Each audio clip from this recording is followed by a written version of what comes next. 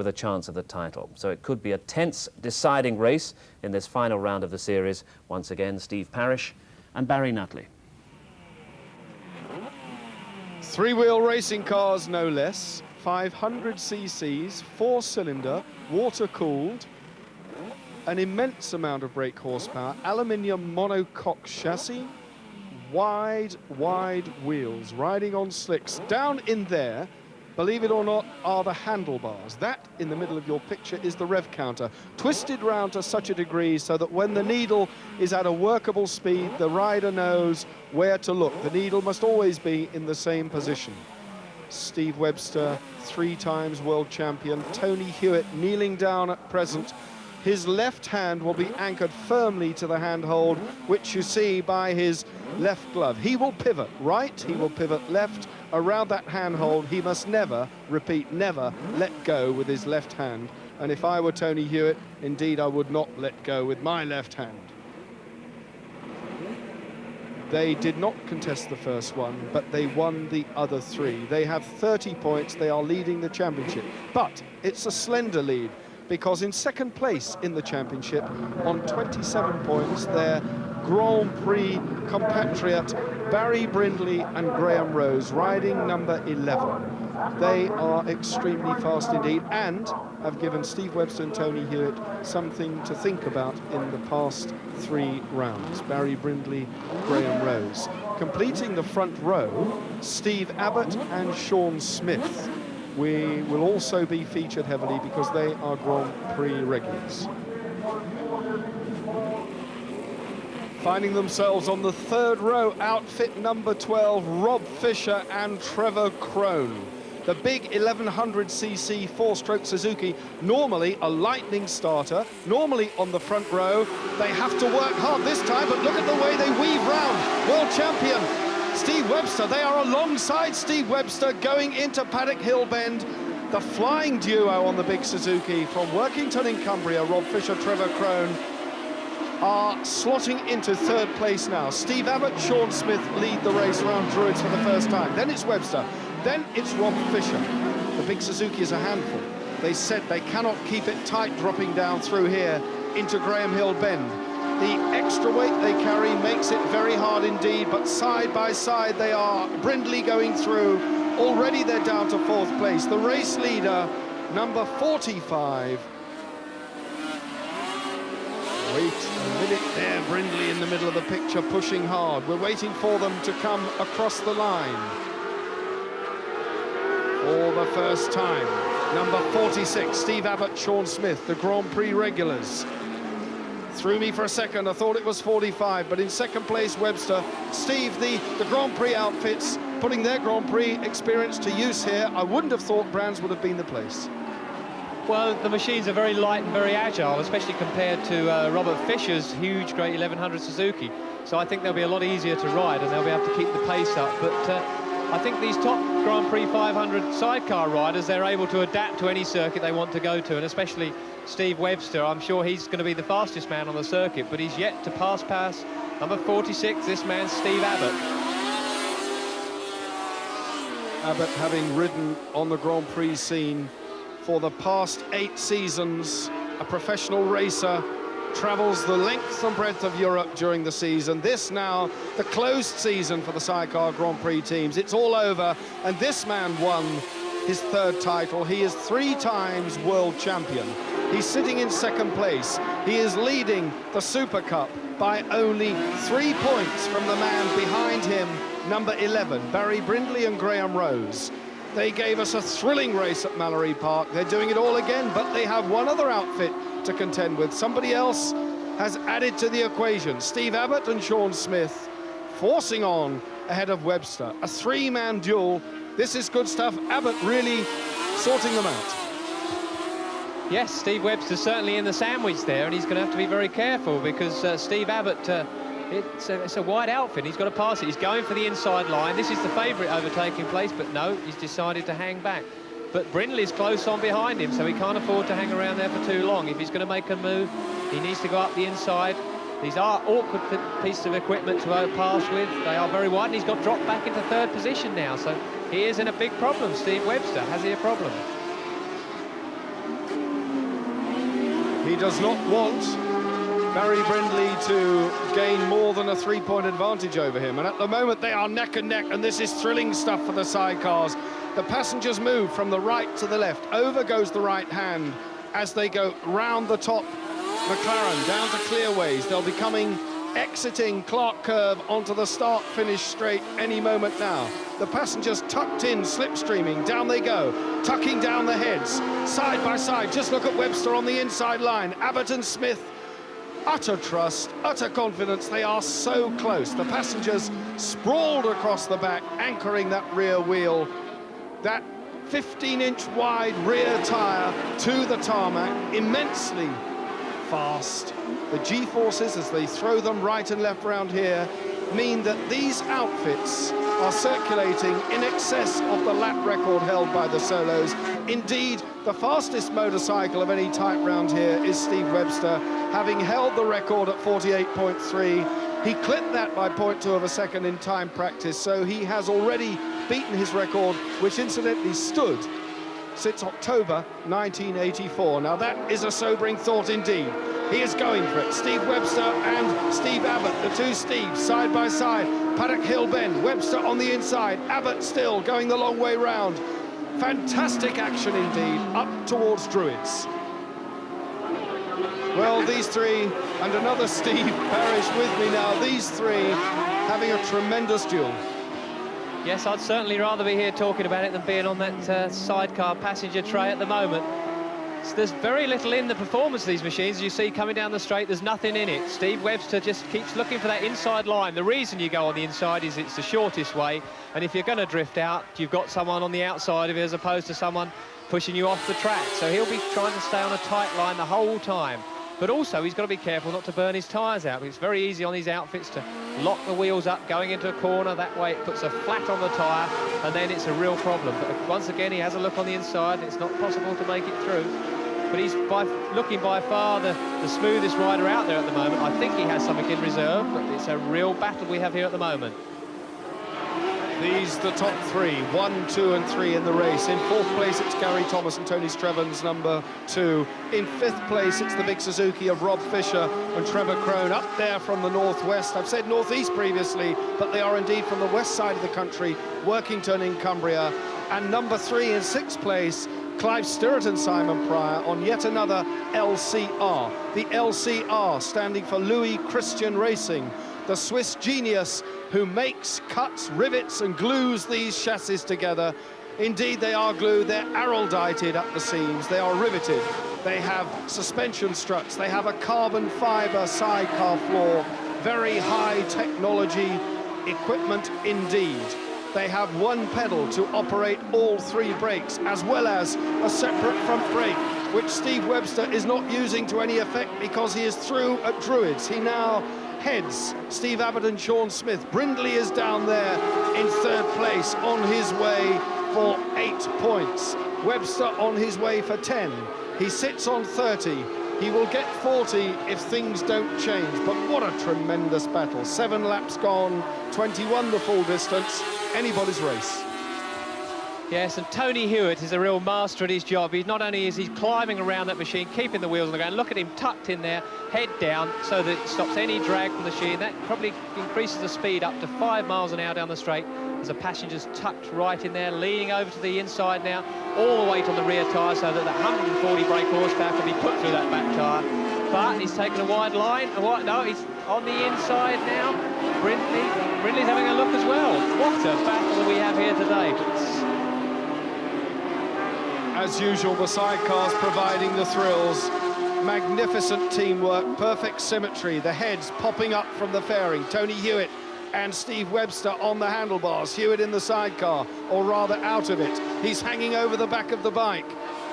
Sean Smith doing likewise, a perfect view of the rear end of Tony Hewitt as they come out of Clark Curve onto the start-finish straight one more time. Over the line, Webster, Abbott, and Barry Brindley in third place, the old master, just lurking there, waiting to seize the opportunity. And he's going for it round the outside of Steve Abbott. And side by side up to Druids, Brindley goes through. So Barry Brindley through the inside now leads almost half distance. Brindley from Webster and Hewitt. This battle now going all the way through. They are coming up behind two tail-enders. This could be an interesting moment. Yes, it's a real problem for the tail-enders, especially when there's three this close, because the tail-ender can move over and block the second man through. Brindley's gone on the outside line, and it looks to be the fastest, but it is the furthest way round, and he's now being pushed out by Webster. This is incredible. The back markers are going to wonder what on earth's happened to him as three people pounce on them, and they're all safely through now. Webster now going on the inside of another back marker, so he's the master, the world champion. He knew the quickest route through those back markers. More tail-enders will come under the hammer as Steve Webster and Tony Hewitt lead Barry Brindley and Graham Rose round Druids yet again. Steve Abbott and Sean Smith from Derbyshire in third place. And there is nothing between them. It is still anybody's race. 10 laps gone. Number 1 leads. Number 11 is second. Third place, 46. Fourth place, number 2. Fifth place, Rob Fischer, Trevor Crone. Fifth place, fourth, fifth and sixth, Clive Stirrat, Simon Pryor. This is utterly mind-blowing. They really are at it, hammer and tongs, Webster and Hewitt. And Brindley coming back again. Barry Brindley has by no means given up. From Doncaster, the Yamaha power in the LCR chassis, up towards Druids again. Look at Brindley, cut the nose off Steve Webster. Round the outside, sliced in. Tremendous stuff. Exactly what the spectators want to see in this, one of the final sidecar races at Brands Hatch in the 1989 season.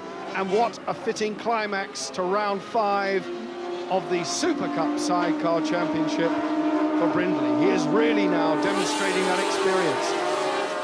Steve, I'm looking unavoidably at the back end of the sidecar passengers. They do appear to rub parts of their anatomy away on the tarmac. Yes, in actual fact, it does look very close, but I don't think they're rubbing a great deal on the road. It's getting very close as they cross over the bumps there, but Barry Brindley has certainly put on an impressive display here. He's finished second to Steve Webster so many times. He'd dearly like to beat him. And around the outside once again, yes, he's through again, around the outside Steve Webster. They're terrific. So once again, they're up against back markers. You can see their rear end hanging out there to transfer all the weight over to the left-hand side. Brindley now has got 5 or 6 machine lengths over Steve Webster. Here he is, the race leader, Barry Brindley and Graham Rose from Yorkshire. Steve Webster, Tony Hewitt in second place from Yorkshire. Can they repeat the sort of performance they've done previously? And alongside, as I speak, they go for it on the inside, coming up to Paddock Hill Bend. But they can't do it. They've been denied the opportunity by Brindley and Rose. And Tony Hewitt looking along the inside. Brindley and Steve Webster. Abbott and Smith still there in third place. An outfit on the track, number 48, looking a bit second-hand. That's Colin Nicholson and Eddie Mills. The fairing coming off, but rider and passenger on their feet, shaken but well. Back to the race. The red flags are out. The red flags are out. The race is being stopped at the start-finish straight due to that incident. Up go the hands. Barry Brindley after a stirring 2/3 distance. Now, an interesting situation here. Steve Webster was leading the race at the end of that lap. Barry Brindley was in second. In third place, it was Steve Abbott and Sean Smith. In fourth place, it was number 2, and that is Gary Thomas and Tony Strevens. Rob Fischer, Trevor Crone, Clive Stirrat, Simon Pryor.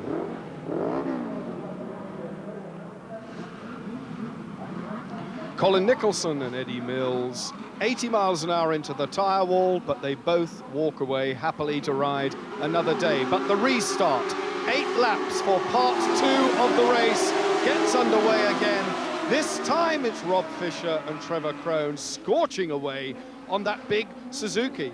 They took advantage of that. They had a second row start this time, and there they are, number 12 leading Steve Webster, Steve Abbott in third place. Now Brindley and Rose are down in 5th.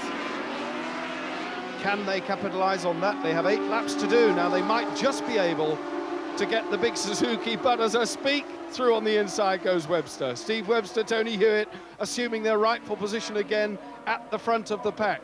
Rob Fischer, Trevor Crone on the Suzuki down into 2nd. Abbott and Smith 3rd. Steve Parrish, the big Suzuki, it's in 2nd. They have relatively clear track in front of them. Can they use it to their advantage? Well, no, I don't think so. I think the faster 500 two-stroke machines are going to pass them, and they didn't quite get through on the inside then, but Sean Smith had a look.